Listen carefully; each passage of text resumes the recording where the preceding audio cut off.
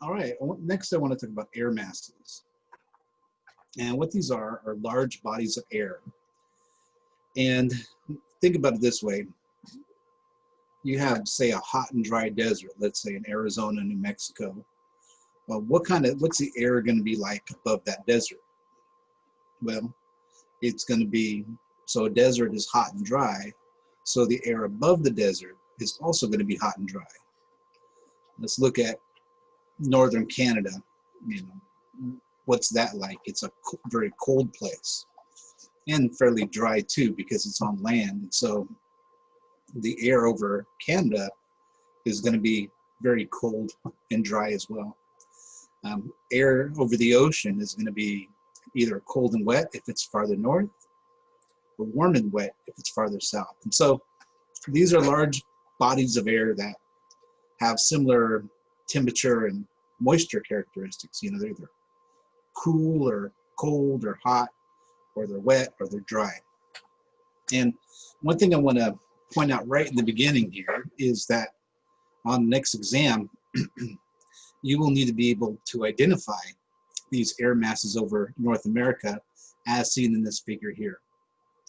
The four in particular are maritime polar, MP.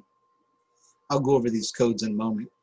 Continental polar, CP, maritime tropical, MT, and continental tropical, CT. And you'll also need to be able to match the characteristics of each one as well. Maritime polar are cool and wet. Let's just say cold and wet, make it simple. Continental polar are cold and dry. Maritime tropical are hot and wet. And continental tropical are hot and dry. We won't worry about the distinction between cool, cold, warm, or hot.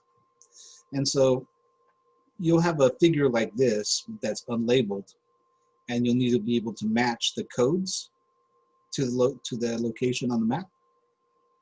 And you'll also need to be able to match the characteristics like cold and dry to the location on the map. All right, so make sure you know this figure. Now, let's go into a little bit more depth on what these codes mean, CP and MP and so on. So the small letter has to do with moisture characteristics. Is it wet or is it dry? Okay. Here's a C up here, here's a C down there, and C are continental or dry. There's an M over here, an M over there, an M over here, an M over here. M are maritime or wet. Now, I want you to stop and look at this for a second and think about where are the M's located and where are the C's located.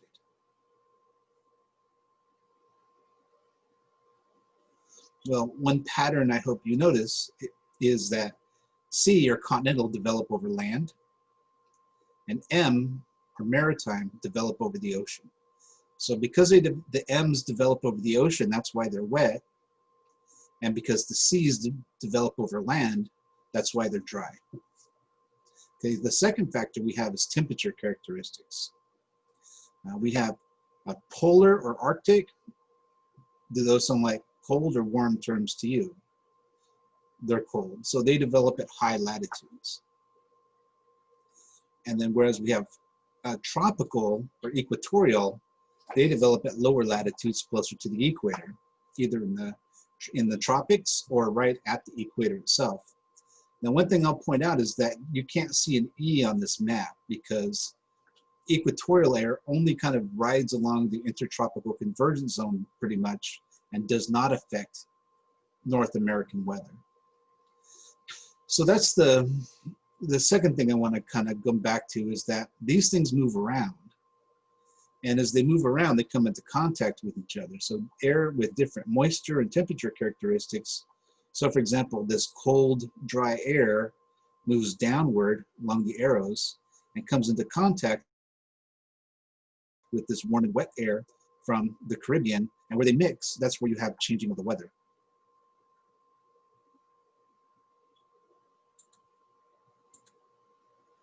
Here's a figure that's kind of zoomed out a little bit, just so I can include the equatorial. Equatorial is really along the intertropical convergence zone along the equator, and does not have an impact on North America, and that's why it's not shown on that other figure. I won't read through this, I'll just leave it in the slides. It has a little bit more of descriptive information on each of these types of air masses that were in the previous figure. This is from a different textbook, but it kind of shows it in a different, little bit more 3D perspective. Arctic air really develops right, up right in the Arctic, near the poles, and along the sort of near the polar front. You have kind of around 60 degrees north. You have the polar, which are pretty cold as well. And then down here, closer to the Tropic of Cancer, Tropic of Capricorn, or below, kind of more in the tropical or what we call maybe subtropical areas, you have the tropical. Equatorial here, not shown because it's farther south. All right. Now, as they're moving, so for example, this maritime polar, it's moving along, and this edge of it is called the front. It's kind of like literally the front of the air mass. Like the front of your car. If your car is moving, there is a front end of your car that is the leading edge of your car. Same goes with an air mass. And so here's a figure that's showing an example of something called a cold front. So as cold air is moving in, this line here marks the very front of that air mass that's moving in. And what happens is that you have a three-dimensional interaction among these air masses, and you have uplift of warmer air when they come into whichever air is relatively warmer ends up being uplifted when they come into contact with each other. So let's talk about types of weather fronts. By the way, you might notice some of these symbols like these blue triangles here. Now these are fairly standardized.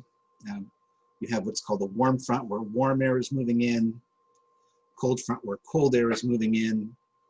If neither is really moving, you have what's called a stationary front. It's kind of a combination of both symbols. And then you have also a weird one called a occluded front. We'll kind of talk about that separately. So here, this is a stationary front where you have cold air kind of, at an impasse with warm air. Because the storms, because of Coriolis, sometimes you get a rotation or a little wave happening here, and so you have a warm front on one side where warm air is moving into the cold air. And on this side, the cold air is moving into the warm air. Here's a warm front, this is a cold front. But another thing that can happen is that as they rotate, the cold air can sometimes overtake the warm air, and this is where you get this little occluded front. It's a little bit of, it's trapped warm air that gets trapped in the upper atmosphere. We'll come back and look at that a little more graphically. But the two that are the most important that I want to focus on are the two pretty simple ones, a cold front and a warm front. And a cold front is where cold air is moving into warm air. And a warm front is the opposite. It's where warm air is moving into an area of cooler air. And they react differently because when cold air is moving in, warm air is kind of scooped up more abruptly, whereas where warm air is moving in, it more gently glides over the relatively cooler air.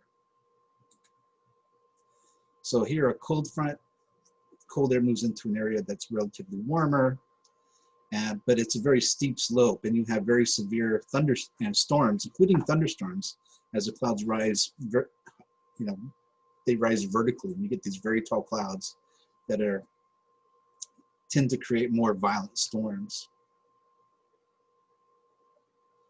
These are less common in California. We've talked about these a bit when we talked about frontal lifting as one of our atmospheric lifting mechanisms. So these are less common in Fresno, although they do happen sometimes. More typically, what we see in Fresno is a warm front, where you have in the winter, we have cooler and relatively warmer air coming in from the Pacific Ocean and gently rising above the cooler air of California. So what you see here is light but long precipitation. So those days when we see the clouds just get cloudy and then gentle rain starts to happen, and it lasts for a very long time. that's a warm front. Now, if you've ever experienced where it's less common, but if you've ever had a instance where you had that it was kind of sunny outside and it got really dark and then you had the severe rainfall and then got sunny again, that's more typical of a cold front. But cloudy all day and light rain, warm front. And this is just kind of showing them on a map here. This is you might have, over a period of time, you might have a stationary front. You might get a wave that develops where you have a warm front on one side and a cold front on the other. Here's kind of what that looks like as they rotate. Here, the cold front is overtaking the warm front, causing an occluded front. And here's kind of a 3D view of what's happening. As the air is occluded, it kind of causes the dissipation, and then you might be back to kind of a more stable condition at the end. So here we have a cold front kind of sneaking in behind a warm front. If it overtakes it, it can trap some of the air in the upper atmosphere, and you can and then that dissipates the system.